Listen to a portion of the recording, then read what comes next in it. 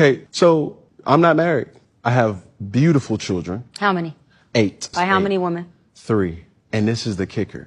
I want more. By multiple women? What's the intent? I just want God or by to your bring wife? them. I just want God to bring them. Oh, okay. My desire to get married is lower than my fear of divorce. So, as you had said, Dr. Bryant, you said it, I didn't say it, I will agree. I'm just taking my time. Can you focus on me? Baby, can you focus on me? Welcome back to my channel. My name is Giselle Gunya. Please don't forget to like, share, subscribe, and turn on your bell notifications so that you don't miss a post. Welcome to today's video, where we'll be diving into a pressing issue within the Black community, the growing trend of fatherless homes and fractured family dynamics. This is a topic that impacts future generations and deserves a closer look, especially as it intersects with celebrity culture and societal norms.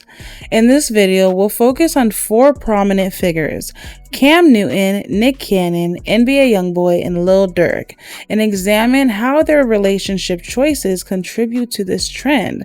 We'll explore their family dynamics, the controversy surrounding their relationships, and the role of both men and women in perpetuating this cycle. So grab your snacks and a drink and let's get into it. I'd love to hear your thoughts, so don't forget to leave them down in the comment section below. Cam Newton, a former NFL quarterback, is the father of 8 children with multiple women. While Newton's love for his children is evident in his public statements and actions, the complexity of his family dynamics has sparked debates. Newton has been candid about wanting to continue building his legacy through children, but some critics, including Dr. Bryant in a recent interview, argue that his choices reflect a pattern of creating broken homes. Newton remains unmarried despite being in a relationship, which raises questions about the example that he sets for his children regarding stable family structures. As we've seen in one of the interviews, which I'm going to play for you guys, Newton clearly states his current situation as a situation in just that. He doesn't state that he has a girlfriend. He doesn't state that he has a fiance. And he also stated that he wanted to continue looking for his wife. I want to know what you guys' thoughts are on this. Let's play the video and get into this interview. A lot of people see my situation and not think that I'm not high functioning. What situation? Okay, so I'm not married. I have beautiful children. How many? 8. By how many women? 3. And this is the kicker. I want more. By multiple women? What's the intent? I just want God or by to your bring wife? them. I just want God to bring them. Oh, okay. My desire to get married is lower than my fear of divorce. So, as you had said, Dr. Bryant, you said it, I didn't say it, I will agree. I'm just taking my time. You're not taking your time. I am, though. You're being very action-based. You're not taking your time. I'm taking my time. You're being very action-based. You have 8 kids with 3 different women. Yes. You are creating, procreating, and multiplying. That is not taking your time. You're being very selectively active. Okay? So you're creating, and disclaimer, the kids are innocent. They are beautiful and amazing. Anything I say has nothing to do with them babies. But you are proactively choosing where you want to be active at and where you want to take your time. You want to take your time in having a wife because of your own fears. But you will, and I say this with all respect and love, what I'm about to say next, okay, Cam? But you will selfishly create broken families, even if you're in their life and you're a proactive father, and I believe you're an amazing daddy. I can only imagine with just your presence and knowing you. But these families are still broken. Every child cannot have Papa in the house with them. So some child, if not all, will end up with some kind of deficit without daddy being there. Now, you chose to do that. I'm not saying you sat there and woke up one morning and said, I want to be selfish today, so I'm going to go make a baby. Not saying that at all. But those are selfish acts at the expense of your fear. And yeah, that is a low functioning behavior to say that I'm going to build these houses and put kids and these beautiful women and kids in them, but I ain't going to create a home in them. I'm going to wait till I dissipate my fear to find a wife where I'm still going to be fearful with, because there's no such thing as not having some type of nerve or some type of feeling behind marrying somebody. And then I'm going to build a home with her while all these other beautiful babies have houses. That's completely unfair and that's selfish. And so, yes, you're taking your time in this department, but you're not taking your time in this department, which means you're compartmentalizing. And compartmentalizing never works. Compartmentalizing hurts everybody involved. Everybody who's in this box and that box and this box and that box and this box. And then here you go over here trying to figure out what box you're going to feed or entertain or do. Then you're looking outside to figure out who's your next victim to put in the box. It's unhealthy. In their discussion, Dr. Bryant openly questioned Cam about his impact of having children with multiple women and the broken family dynamics that this creates.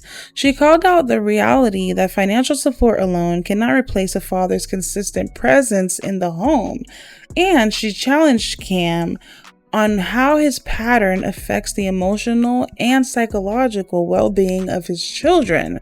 This raises an important question for all of us. Do you think that Cam Newton's lifestyle is justifiable because he is financially capable of supporting his children and their mothers? Does his millionaire status or fame excuse the absence of a stable two-parent household? And let's not overlook the women in these situations. Are they complicit in perpetuating this dynamic by choosing to have children with men like Cam? Do they view that this is a transaction for financial stability or even public status?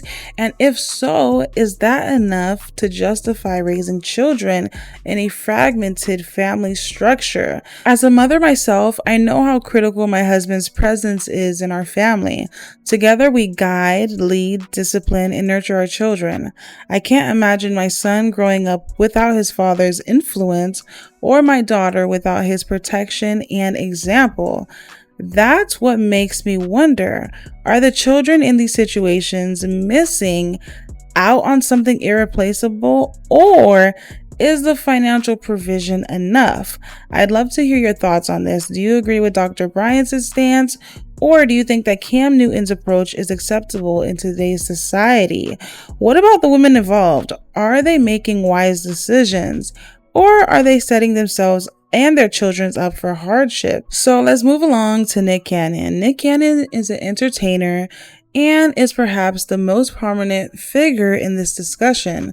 With 12 children by 6 different women, Cannon has repeatedly justified his choices by saying that he wants a large family and that he is actively involved in his children's lives. He has also publicly stated that his desire is to leave a legacy. However, many people question the practicality of being an emotionally present father for so many children across different households. Critics argue that while Cannon may have the financial resources, the emotional toll on the children of such arrangements is immeasurable. So what does it truly mean to provide for a child? Is it simply financial, or does it involve emotional availability, guidance, and even daily shared experiences? Cannon has been open about scheduling time with his children in co-parenting efforts, but skeptics argue that this may not be enough. The idea that having children with multiple women is acceptable because one has the means to pay for them leads to the deeper question about societal perception of fatherhood. Would this behavior be excused of someone without Cannon's wealth or celebrity status? What does this message send to young men in similar communities who lack the same resources? So now let's move along to NBA YoungBoy. NBA YoungBoy, at just 25 years old, is a father to 12 children by 8 women. Known for his successful music career, YoungBoy's rapid rise to fame has been accompanied by significant controversy surrounding his personal life. His numerous relationships and expanding family have sparked conversations about responsibility and maturity. Unlike Cannon or Newton, YoungBoy is significantly younger, and many question whether he has the maturity to manage manage such a complex family dynamic. This brings us to a role of age and emotional readiness in parenting. YoungBoy's situation is a glaring example of how wealth and celebrity status can enable irresponsible choices. Would YoungBoy be as celebrated or excused if he wasn't a successful rapper? Furthermore, what about the women who choose to have children with him? Are they blinded by the allure of his fame and financial stability, or is it a deeper conversation to be had about accountability on both sides? It's crucial to ask, if YoungBoy were not famous, would these women still willingly enter such arrangements knowing the challenges that they face? And y'all, if you look at the history of his relationships or even partnerships, whatever you want to call it, these girls are so young. Of course, NBA YoungBoy is young himself, but at the same time, some of these girls are maybe 18, 19, 20 and up.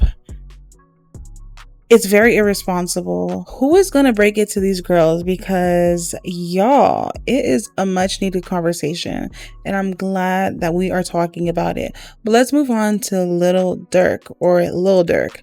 Lil Durk is a successful rapper, has 6 children with multiple women. While Durk often speaks about his love for his children, his public relationships have not been without controversy. His on and off relationship with India Royal, the mother of his children, has been widely publicized, with accusations of infidelity and emotional turmoil. Durk's situation is emblematic of a larger issue within the urban community, the normalization of fragmented families and the glamorization of such lifestyle in the media. So this raises the question, what role does urban media play in perpetrating this trend? Artists like Lil Durk often portray their family lives in their music, sometimes glorifying the very dynamics that lead to broken homes. Does this contribute to a culture where young men and women see these behaviors as acceptable or even aspirational? Should artists take more responsibility for their message that they send through their platforms?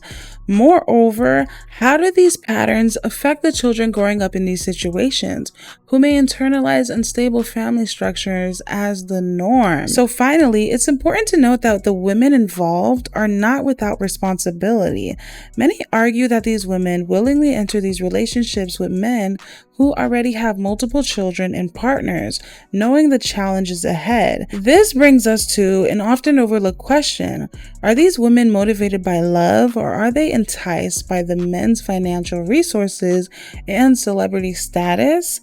Reports suggest that after a man fathers 10 children, child support laws may no longer apply, leaving some women financially vulnerable. If this is true, are these women taking an enormous gamble by having children with these men? In the end, this discussion isn't solely about the men creating broken homes. It's a broader critique of how wealth, fame, and societal norms intersect to perpetuate these cycles. To tie this into another related conversation, I'm working on a video discussing women like Keke Palmer, Holly Bailey, and Sky Jackson, who have been linked to men who may not value or respect them. This ties into the broader theme of accountability and the impact of poor relationship choices on future generations. What do you think? Are these men solely at fault, or is this a shared responsibility between both parties? Share your thoughts in the comment section below, and let's continue this important conversation. I just saw an interview where Cam Newton's baby mama said she had 5 children and was pregnant for 4 years straight, and she thought after the 5th child they were on their way to marriage until she found out he had a baby by somebody else, and that was the point that she realized they were not on the same page. He's going around having conversations about how he finds the importance of having children rather than marriage. And I'm not saying marriage is everything, but men do not think of you as a prize because you birthed their children. Anybody can birth a child. Anybody can have a child. I'm not saying anybody could be a good mother. I'm not saying anybody could be impactful in their children's lives. I'm saying because you have a child with a man, because you have 2 children with a man. And in Kia's case, she had 5 children with a man. It does not mean that they will choose you at any point, at any time, in any realm. They're not going to choose you all the time. So when I have these conversations about friendships and relationships, I'm not comparing a relationship with a man to a relationship with a friend. But what I am saying is when you choose that man over your children, over your friendships, over your job, over your future, do not expect that man to have those same choices in the future. I don't think it's really hard to take that in and realize what I'm saying. In the comments, it seems like it is. I'm saying this in a nice way, as nicely as possible. But if you want to get down to the nitty gritty, I know how to get down to the nitty gritty. Okay? I'm trying to deliver these messages as calmly and as nicely as possible, but you guys are confused. Ladies, let this be a mental note to you that everything that's gone on with the Cam Newton and Dr. Bryant interview, let that be a lesson to you that if you dealing with a man with money and he's not putting you in a position to get a bag on your own, if the things that he does for you, you do not own it, you don't have the deed and the title to it, understand you on borrowed time. When Cam Newton said he is still looking for his wife and that he wants more children, all while his so-called latest baby mama is living under his roof, babysitting his kids, to be honest with you, all he did was just let her know that, baby girl, you not the one. Can you just imagine thinking that you have something with somebody and then you see him on an interview and he's letting not only you know but the world know that he's still looking, he's still searching? And a lot of these women think because you deal with a man with money or you have a baby by him or whatever, you really feel like you're going to be well cared for and taken care of. You on borrowed time. If you with a man with money, he doesn't put you in a position to get your own bag, to get your own money, you on borrowed time. And when he get tired of you, he going to discard you like you nothing. And baby or not. I mean, all while she there babysitting his kids, them kids bouncing off the wall, doing backflips, playing ball in the house. You tell him sit down and he on interviews talking about he's still looking for his wife. And then she get online saying she love to serve. No, ma'am, you're an indentured servant. All you doing is actually being in that house, watching his children, cooking food for them. You earning your keep as an indentured servant. And you on borrowed time. That man didn't let the world know that he is still out here looking for something that he probably should be thankful for that is at his house. But he don't recognize her as that. And he let it be known. But most women get caught up thinking that because he moved you in that your spot is solidified. No, your name not on that deed. Baby girl, that's not your house. And he has every right to put you out. And that he will do. Just because you got a man with money, if that man isn't generous, if he's not trying to put you in a position to make your own money, that man really just using you for the time being. Stop being so gullible to think that it's a flex because you got a man with money. Most men with money are super tight. They may do nice things here and there, buy you something, take you on a trip or whatever. But understand, a lot of the stuff that they do give you, they will take it back. I hope Jasmine is stacking her pay. She's going to end up being put out. I don't think she's going to willingly just leave on her own. Because she's trying too hard to try to, justify or, she need validation. That's why she going on there talking about, I love disturbing, and we're life partners, ma'am. From that interview, it don't look like y'all life partners to him. It looks like you just the maid. You the babysitter. A woman with a high level of self-esteem, number one, she wouldn't have procreated with a man that got all them kids already. Number one. With a woman with a high level of self-esteem and self-worth, do not procreate with that type of man. Now, we might entertain them just to, just for something to do, but we don't have attachments like that. For what? It's no benefit. That man, you just one of many. You know what I'm saying? Like, we don't do that. But she didn't, she didn't got this attachment because she didn't had this baby. Now you didn't let him, you had your own place. You had your own car, your own crib. Now you in his house, probably driving his vehicles. You gonna have to give all that up. He done already let the world know that he's still searching. That whatever it is that you all have is really nothing to him, because he's still out here looking. I really hope that she's stacking her money and that she can, you know, be okay once he put her out, because she's not going willingly. A woman like that get online and have to do all of this damage control and talk about, oh, we this and we that. She looking for a validation. She ain't leaving without a fight. Hey, listen, he might have to put a restraining order on her, because she ain't going willingly. But ladies, just understand this. If you got a man with money and that man ain't trying to put you on to make your own bag, or if he's not trying to do things for you that you can have long after he's gone, trust me, he don't really care about you like that. He just looking at you as something to do for the moment. So Cam Newton's baby mama, the fourth one, so not three of them, there's another one, and she came out and said, I would rather be the fourth baby mama to a rich man than build with a regular man. And I hate that I feel like I'm agreeing with some dudes on here, but that's the dumbest thing I've ever heard in my life. Because you're not even thinking about the child's upbringing. Like, you're thinking about having purses and having shoes and having clothes, but there's a life in this world right now, and the life is gonna need a father, whether it's a boy or a girl or a boy. It's gonna need a father figure in their life, period. And that man that you're willing to be the fourth baby mama for is almost never going to be around. Almost never. So it's like, you're not even thinking about the kid.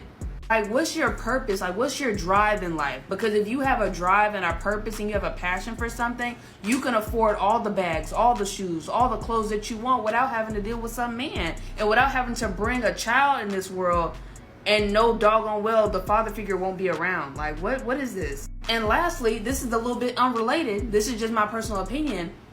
A regular, blue collar man that comes home every day is the sexiest man you could possibly have. And I do mean the sexiest. Like, these professional athletes, cool, whatever. You know what I'm saying? These rappers, cool, whatever. Singer, whatever. A nice blue collar, get you a nice, good money making engineer or something. Electrician.